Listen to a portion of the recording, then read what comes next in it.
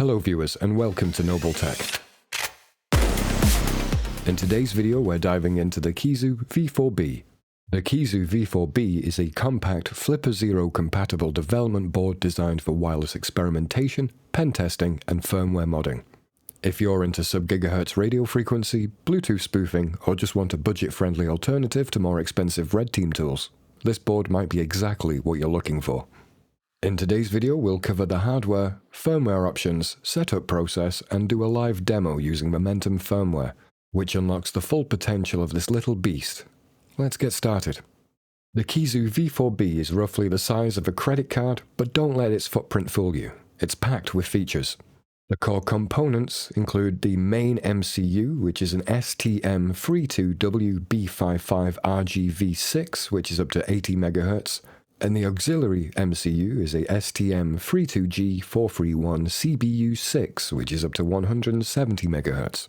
The interfaces on the Kizu are the CC1101 sub-gigahertz transceiver with external antenna support, an ST25R3916 NFC reader/emulator with built-in antenna, an RFID reader emulator with built-in antenna, an infrared receiver with transmitter, Bluetooth Low Energy, USB Type-C for power and data, and GPIO pin support compatible with Flipper Zero dev boards. Sensors include the LSM303 AGR digital accelerometer and compass, the GXH TC3C temperature and humidity sensor, the VEML7700 ambient light sensor. The Kiisu does not include, but users can install a BME680, which measures humidity, pressure, temperature, and VOC gas, and the VL5-3XXX, which is a digital ranger for proximity sensing. For power, the Kiisu comes with a rechargeable LIR2032 coin cell battery. Its primary power is via USB-C. As you can see, the interface is a beautiful looking small OLED display, and it also has 6-button layout for 4 directional buttons, 1 OK button and 1 back button. The Kiisu is designed to work standalone as a Flipper Zero alternative. It's lightweight, portable, and surprisingly durable for a DIY style board. In regards to firmware options out of the box, the Kizu V4B comes preloaded with Flipper Zero firmware. Even though it comes pre-flashed with the Flipper Zero firmware, it is recommended you update it to the latest version using QFlipper.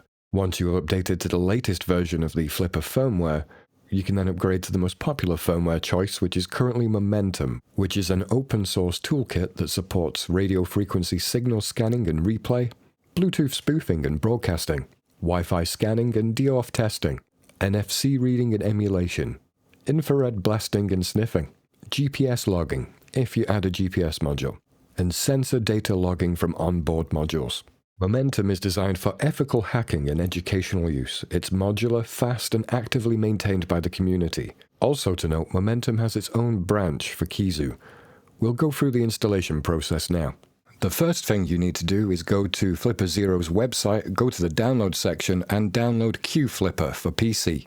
As you can see on screen, you have the option for Windows, macOS, and Linux. Once you have downloaded QFlipper, open QFlipper, and plug in your Kizu V4B. Once you have plugged in your Kizu device, click on Install.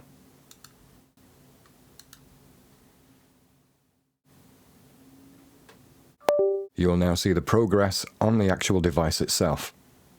This may take a while, so I'll speed up the process.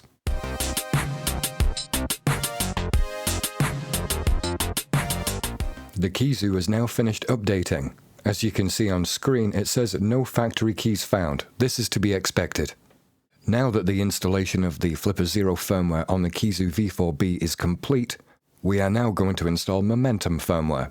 The first important step is to close QFlipper, otherwise this will not work. Now that we are on the Momentum firmware website, so we click on Connect. Now for you it could be any COM number, it's randomly allocated depending on what's plugged into your device at the time. And now we are going to click Install. Select Branch Experimental. And as you can see, the website has automatically detected the Kizu board. Now click on Install. Again, this may take a little time.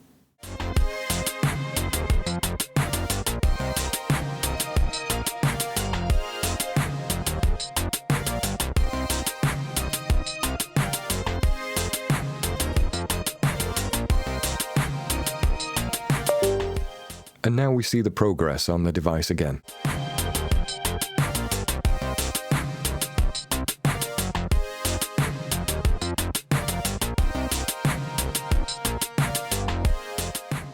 Installation is now complete. And here we have the updated firmware for the Kizu V4B. Click OK, and we're greeted with the message, "Take the red pill." And there we have easily installed the Flipper Zero firmware and the Momentum firmware on the Kizu V4B. So, a quick walkthrough of the interface. Momentum's interface is clean and intuitive. With the 6-button layout, you can easily scroll through categories like radio frequency tools, Bluetooth tools, Wi-Fi tools, NFC, infrared, sensors, and settings.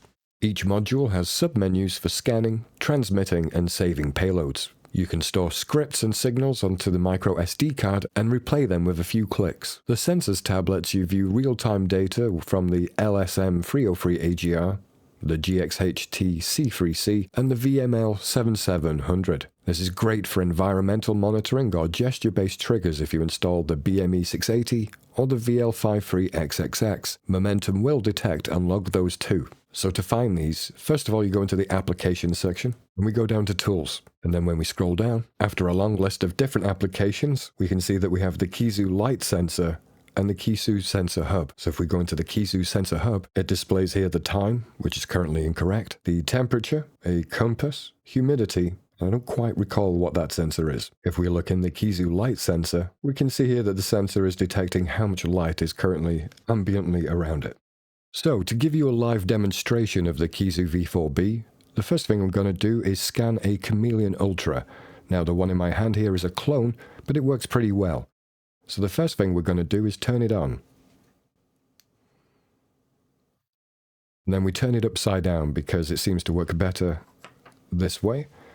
So then we go into the menu, we click on RFID and we click on Read. And then we put it to the device. And there you can see we have read the EM Micro EM4100 with the hex key deadbeef88. Thank you to Man in the Mayhem for telling me what that means. And now I'm going to scan a T5577 card. So again, we go into the menu, we select RFID, and we select Read. Now with this card, I find it works if you put it around the middle. And there you have it, it has read the HID card H10301 with the hex of 012345. To demonstrate the CC1101 capabilities, we can go into the Apps folder. We scroll down to sub-gigahertz brute forcer. Now since my flipper is set to 433 MHz, I will select this one. Now I go to the flipper, go into sub-gigahertz, and for this we'll select Read Raw. Click on Record there, and now if we click on Start, we can see that the Kizu is transmitting. So what are the pros and cons of the Kizu V4B? Well, the pros are it's compact and portable. It has a full-featured RF toolkit. It has Momentum firmware support. It has an OLED display with intuitive 6-button navigation. It has micro SD storage, Flipper Zero GPIO compatibility. It has an extensive sensor suite compared to the Flipper Zero. It has NFC, RFID, infrared, Bluetooth, and sub-gigahertz support. It comes with a rechargeable LIR2032 coin cell battery. And most importantly, compared to other devices comparable to it, it is budget-friendly. The cons of the Kizu V4B would be the DIY-style build, which may not appeal to all users. It requires manual flashing and setup, and it doesn't come with a case. But here's the good news. Tron has created stunning custom cases for the Kizu V4B that elevate both protection and style. These aren't just functional, they're visually striking, precision-crafted, and designed to showcase your gear with flair. You can find them now at troncases.com. Options include the Shattered Glass Edition, which is a bold, crystalline design that turns heads, and a standard Kizu case, which is sleek, minimal, and perfectly fitted. Each case comes with the option to have GPIO cutouts or not. This is great if you're deciding whether you want to install the external antenna and GPIO or not. Whether you're on the go or just want your setup to look as sharp as it performs, these cases are a beautiful match for the Kizu V4B. And I am very excited to say that I have one of Tron's shattered glass cases on its way to me as we speak. In a follow-up video, I will do a full review of Tron's case and also go a little bit more in-depth into the Kizu V4B. Going over to the Kiisu website, which is kiisu.io, we see that they provide a breakdown of the details on their website, including a little detail I missed out earlier, I do apologize, which is I-button compatibility. So the 3 little points here are I-button compatible. The I-button is not something I've come across before, but some of you may be familiar. The website also goes through all of the technical specs, all of the good stuff. Going over to their store, which is store.rainwalker.ee, we can see that the Kiisu sells for £68 British. That doesn't include shipping. But for those in the American market, due to the current tariff issues, you can order from Rabbit Labs, the official supplier of Kiisu boards in the American market. So my final thoughts. Is the Kizu V4B worth it? For under £100, you're getting a compact, capable and highly customizable wireless toolkit. It's perfect for ethical hackers, students and makers who want to explore radio frequencies, Bluetooth, NFC and sensor-based automation without breaking the bank. The build quality is solid for its price and the Momentum firmware gives it serious functionality. It's not as polished as something like the Flipper Zero, but it's more affordable and still packs the same amount of punch.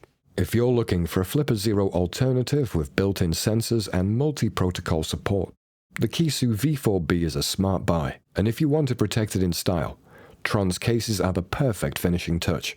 Beautiful, durable, and made just for this board. Thanks for watching. Drop a comment if you want a teardown, firmware walkthrough, or a direct comparison with the Flipper Zero. If you enjoyed this video, please like and subscribe, and stay curious.